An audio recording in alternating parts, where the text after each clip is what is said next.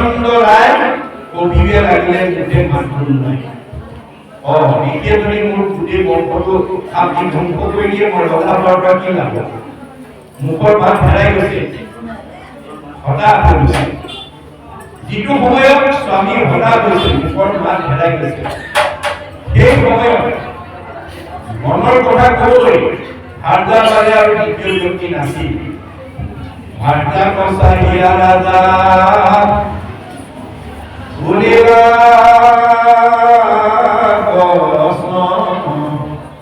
শুনা প্ৰাণে চৰি মূৰ বাইকে দি হে ভাৰ্যা তুমি মোৰ কথালৈ অকণমান মনোযোগ দিয়া কেনমতে লিখি মই বুজি পঢ়ো ধাৰ কেনমতে বংশক মই কৰিবো ধাৰ মই এতিয়া লিখিৰ ধাৰটো কেনেকৈ পৰিশোধ কৰোঁ মোৰ বংশটো কেনেকৈ মই উদ্ধাৰ কৰোঁ মই হতাশ হৈ গৈছোঁ মোৰ মান হেৰাই গৈছে যিটো সময়ত স্বামী হতাশ হৈছে মুখৰ মান হেৰাই গৈছে স্বামীক প্ৰেৰণা দিবৰ কাৰণে ভাৰ্যাই উত্তৰটো কেনেকৈ দিলে অস্বামীৰ বচন শুনি হৈবা প্ৰাণে চৰি স্বামীক বুলিলা অপহাস্য কৰি ধুনীয়াকৈ হাঁহি মাৰি গৈছে যিটো সময়ত স্বামী হতাশ হৈছে ভাৰ্যাৰ মুখত হাঁহি দেখি প্ৰেৰণা পাইছে আৰু কি বুলি ক'লে নাহি নাহি আমাৰ ধৰ্ম নামা সত্য বিনা জানি আমাৰ নিশ্চিন্তি উঠিব কঠিনা এৰা স্বামী ভয় কৰিব নালাগে সত্যকৈ ধৰ্ম নাই কঠিনা নিদিয়ে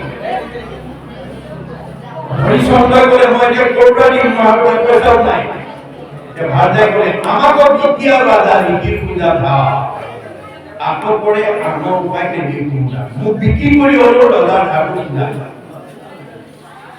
আমাৰ ইমানলৈ যাব নালাগিব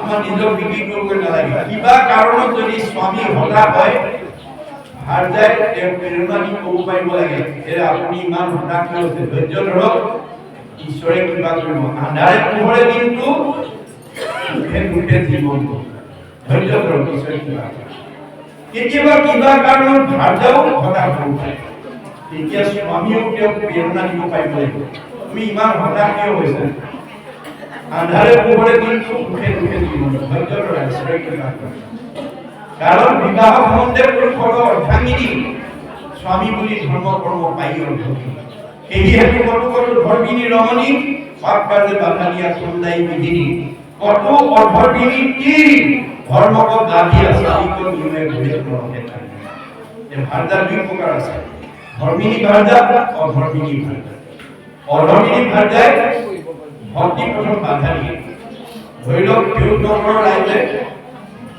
দুঘৰ মানুহক নিমন্ত্ৰণ কৰিবলৈ গৈছে অনুদান এটাও আনিছে আজি তাৰিখত মাতিবে আহিছে 12 তাৰিখে আজি 12 তাৰিখে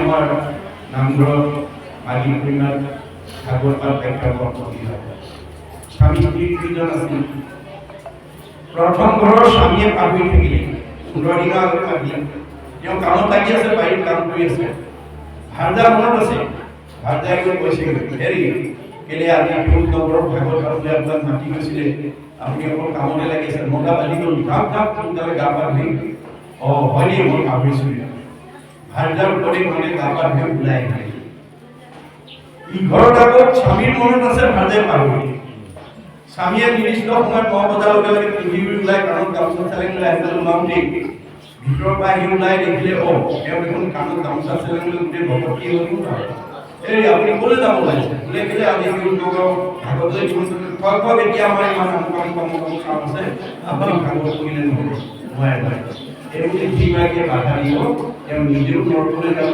স্বামী গতিকে আমাৰ এই কথাবোৰ শাস্ত্ৰৰ আমি জানিব লাগিব এতিয়া আমাৰ যদি হৰিচন্দ্ৰ ভাৰ্যা পৰিবাৰ দৰে গুণবিশিষ্ট নোহোৱা এগৰাকী ভাৰ্যাক যদি কোনোবা স্বামীয়ে কৈ তেওঁলোকক আলোচনা নকৰাকৈ বিপদত পৰিলে যদি কয়গৈ হেৰা মোৰ এনেকুৱা হ'ল মই কি হ'ব এতিয়া আমাৰ গৰাকীয়ে কি ক'ব বাৰু ভাল হৈছে মোক নোকোৱাকৈ কৈছে আপোনাৰ আৰু আপোনাৰ ভগা হৈ আমাৰ পাৰিবাৰিক জীৱনত ঈশ্বৰ মতে জ্বলা জুই নোমোৱাবলৈ পানী ঢালি দিবলৈ শিকিব লাগিব।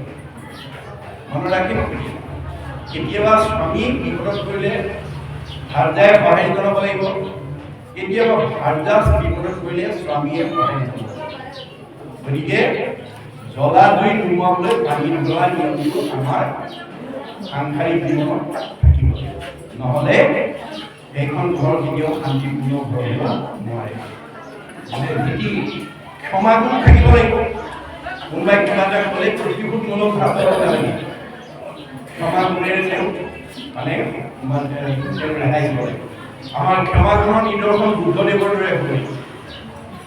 বুদ্ধদেৱে এদিন ভিক্ষা মাগিবলৈ গৈ এখন ঘৰৰ প্ৰৱেশ কৰাৰ লগে লগে ঘৰখন বামুণৰ ঘৰ আছিল। বামুণ চকীতে বহি বাৰান্দাত থিয় হৈ বহি আছিল। বুদ্ধদেৱে চোতালত উপস্থিত হোৱাৰ লগে লগে বামুণে এফালৰ পৰা গালি পাৰিবলৈ গ'ল। বুদ্ধদেৱৰ ওপৰত তেওঁ কি বেয়া ভাৱ আছিলে বুদ্ধদেৱে নাজানে। তেওঁ নীৰৱে শুনি আছে। তেওঁ গালি পাৰি আছে।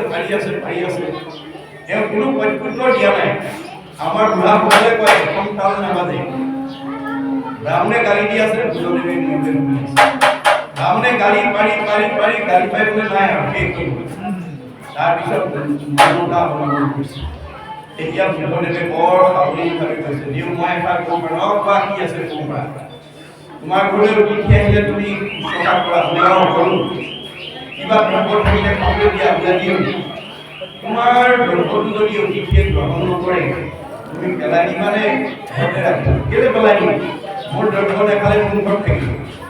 তেতিয়াহ'লে তুমি ইমান সময় মোক যিখিনি আতিথ্য কৰিলা, সেইখিনি মোৰ গ্ৰহণ কৰা নহ'ল, তোমালোকে তাৰমানে তুমি গালি কৰাখিনি মোৰ গ্ৰহণ কৰা নহ'ল।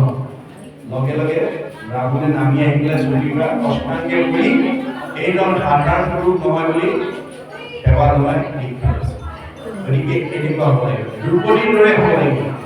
5টা পুত্ৰৰ মূৰ কাটি অনাৰ পিছতো মোকলাই দিবৰ কাৰণে ক্ষমা মেধা হ'ব লাগে, তৎপৰতাৰে কামবোৰ কৰিব পাৰিব লাগে। আৰু স্মৃতি শক্তি মনত থাকিব লাগে, মনত থকা শক্তি। ঘৰত কি নাই কি আছে নিৰ্দিষ্ট সময়ত ক'ব পাৰিব লাগিব। কোনটো বস্তু ক'ত আছে সকলো কথা মনত ৰখা যন্ত্ৰ থাকিব। এই ধৰণে যদি আমি 7টা গুণ বিশিষ্ট হ'ব পাৰে, সেইখন ঘৰ সুন্দৰকৈ পৰিচালনা কৰিব পাৰিম। এই তথ্য আমাক দিলে। তাৰপিছত